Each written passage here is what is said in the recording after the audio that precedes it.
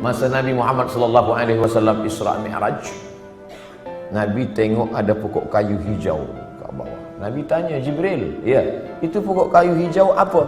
Disitulah dulu Musa bersandar manakala dia tak ada tempat berpegang.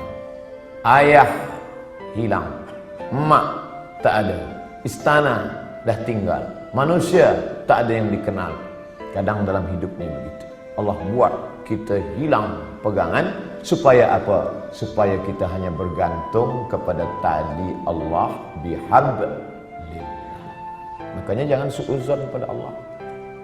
Puan mungkin sekarang bergantung pada suami, tak lama selepas tu mati laki. Kenapa laki aku yang mati? Kenapa tak laki dia? Aku sembahyang, aku baca Quran, aku baca Yasin, aku ikut tazkirah. Husnuzon pada Allah. Inna husni zanni abdi bi. Aku menurut prasangka hamba kepada aku. Mungkin Allah ingin supaya kita hanya bergantung kepada Allah semata. La haula wala quwata illa billah. Makanya perempuan yang tabah dia tak menangis. Mati laki dia tak ada nangis. Awak tak menangis? Tak, saya bergantung pada Allah. Kenapa tak menangis? Memang saya lama dah tunggu. Sebab laki itu tak elok, jahat, tak sembahyang. Oleh sebab itu maka kita husnuzan pada Allah. Anak ada, bini ada, unta ada, kebun ada, berpegang kepada makhluk. Allah uji, Allah matikan anaknya, dia tetap berpegang. Allah buat unta lembu mati, kambing mati, tetap. Allah buat pula kebun-kebun yang hijau menguning, layu mati kering, tetap juga. Tinggal seorang saja yang tempat dia bersama, rahmah. Maka disebut dalam doa orang menikah, Allahumma arham bainakuma kama rahimta baina ayyuba wa rahmah. Ya Allah, buatlah mereka berdua berkasih sayang sebagaimana berkasih sayangnya Ayyub dan Siti Rahmah. Rahmah setia. Harta tak ada, anak mati, kambing mati, tanaman kering, tetap cinta kepada Ayyub.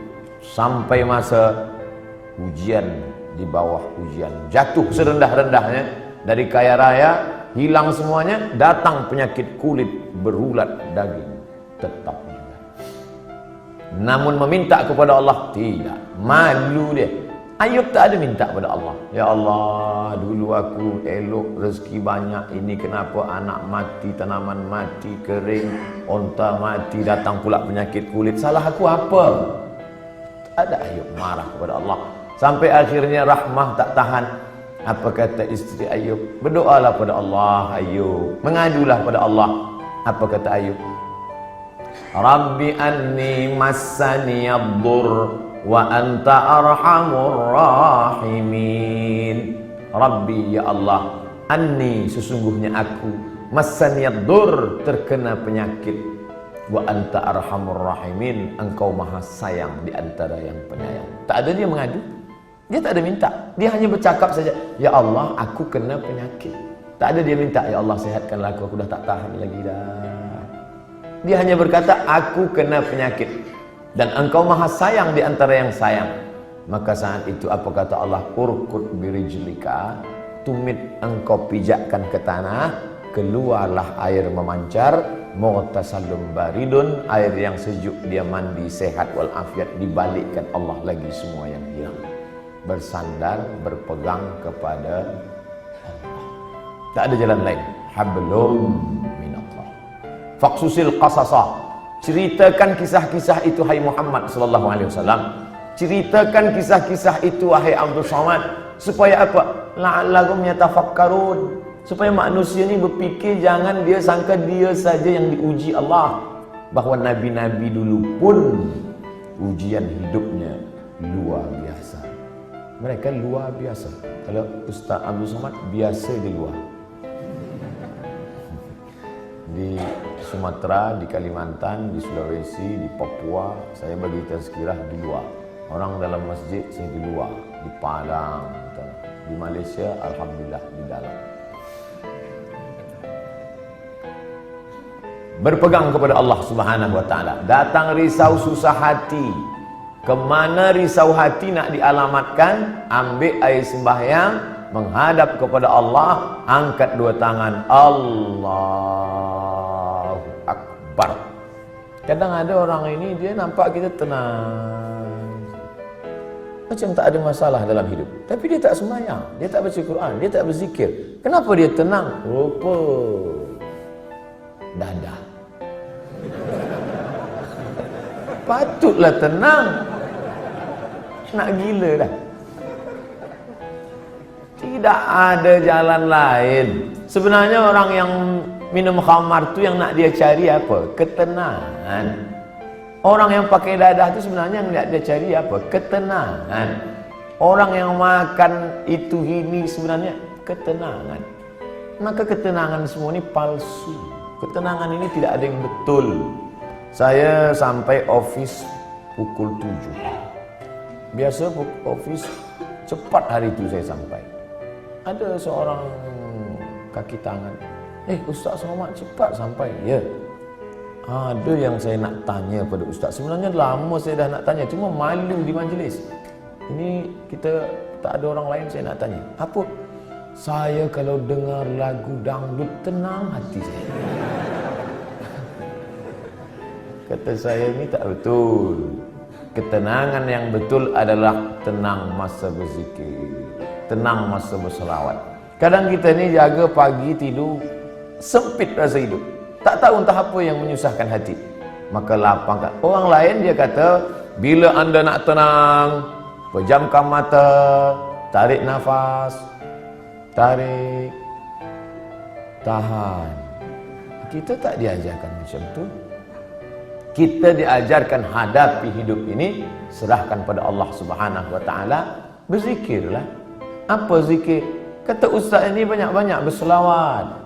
Bila engkau susah hati, banyak-banyak berselawat. Allahumma salli ala sayyidina Muhammad wa ala ali Muhammad. Allahumma salli ala sayyidina Muhammad wa ala ali Muhammad. Allahumma salli ala sayyidina Muhammad. Kata ustaz ini pula, banyak-banyak berzikir, afdhalul zikri fa'lam annahu la ilaha illallah. Kata ustaz ini pula, yang paling elok tu tasbih, subhanallah bihamdihi, subhanallahil azim, subhanallah. Jadi awak amalkan yang mana? Itulah ustaz. Sampai hari ini satu pun saya tak amalkan. Habib ini cakap banyak selawat, ustaz ni cakap banyak zikir tahlil. Ustaz, pilihlah. La ilaha illallah 1000 elok, selawat 1000 elok, istighfar 1000 elok. Malulah mana-mana nak bawa tasbih. Tak usah pakai tasbih, pakai tangan. Subhanallah, Allahumma salli ala sayyidina. 3 kali pergi umrah, 3 bawa tasbih balik, 3-3-nya tergantung di kereta. Patutlah kereta tu yang tenang. Yang punya kereta risau. Kita berzikir supaya Allah turunkan ketenangan. Letak tenang tu di mana? Di hati. Yang punya hati ni siapa? Allah.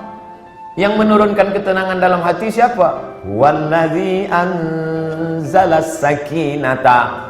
Allah yang menurunkan ketenangan fi qulubil mu'minin, ke dalam hati orang yang beriman.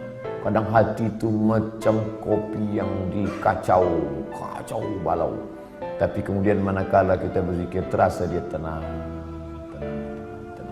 Pagi nak pergi ke office, Allahumma salli ala sayyidina Muhammad, Allahumma salli ala sayyidina Muhammad, Allahumma salli. Baca dapat dari rumah, makin jam makin banyak.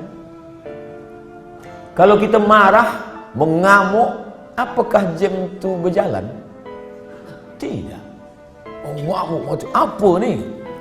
Bukan dia bergerak. Kalaulah kita mengamuk dia bergerak, tentu kita mengamuk, kekejap mengamuk, kekejap mengamuk. Dia tidak akan merubah apapun. Maka banyak-banyak berzikir, banyak-banyak berselawat. Apalagi kita duduk di kota besar, internasional. Nak berangkat pagi, jam, balik jam, di tempat kerja pula banyak masalah. Bila lagi kita nak dapat ketenangan? Maka tak ada jalan lain kecuali hablum minallah. Berzikir. Saya malu nak bawa tasbih Ustaz. Okey, ada yang sekarang pasang macam ring cincin. Okey. Subhanallah, subhanallah, subhanallah. Tenang, terasa tenang. Subhanallah, subhanallah. Dapat 100. Subhanallah. Dapat 200. Dapat 1000, ambil gambar.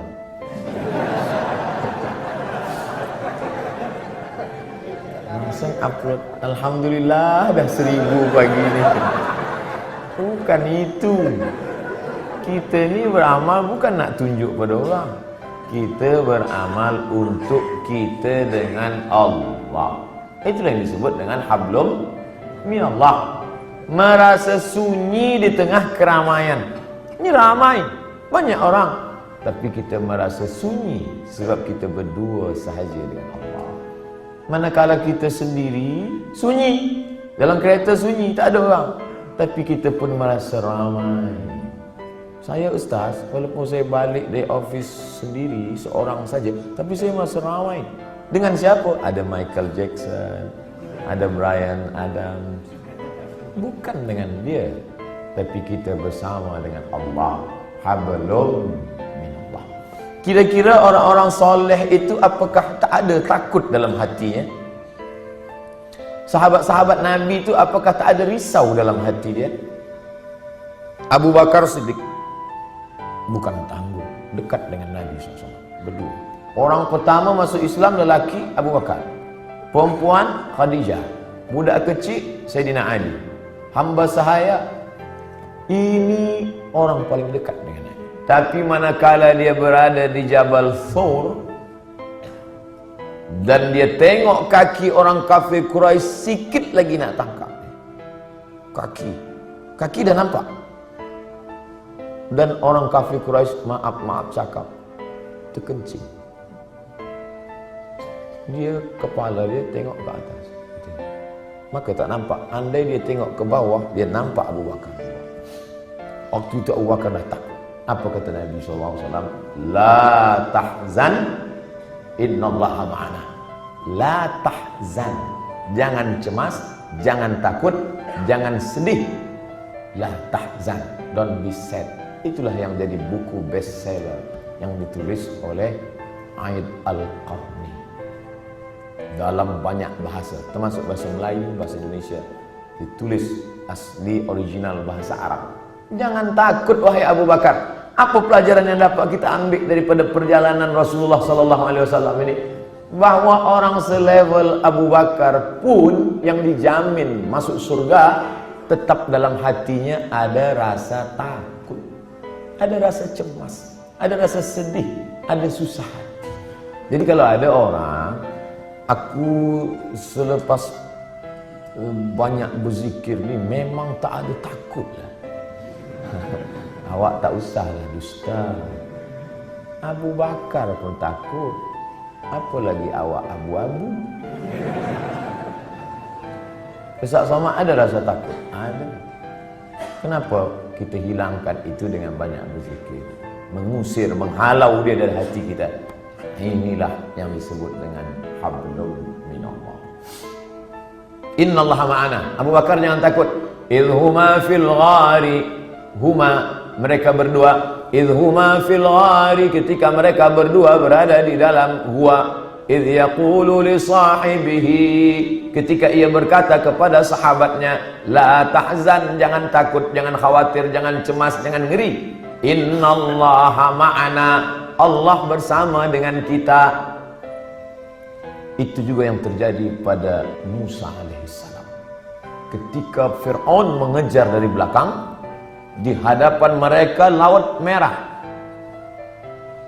Maju ke hadapan, mati tenggelam laut merah.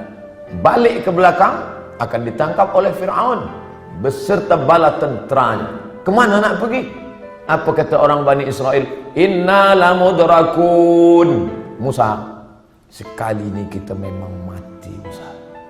Tengok dia ke belakang, tengok belakang Musa. Itu Fir'aun dah nak tangkap kita. Di hadapan kita pula laut merah. Inna lamudrakun, kita akan ditangkap. Apa kata Musa? Kalla, tidak. Inna ma'iya Rabbi, bersamaku ada Allah. Beza jawaban Musa dengan Muhammad sallallahu alaihi wasallam. Coba kita tengok bunyi. Kalau Muhammad SAW, innallaha ma'ana, Allah bersama kita. Kita ramai. Kalau Musa ada, inna ma'iya rabbi, bersamaku, aku saja, kamu tidak.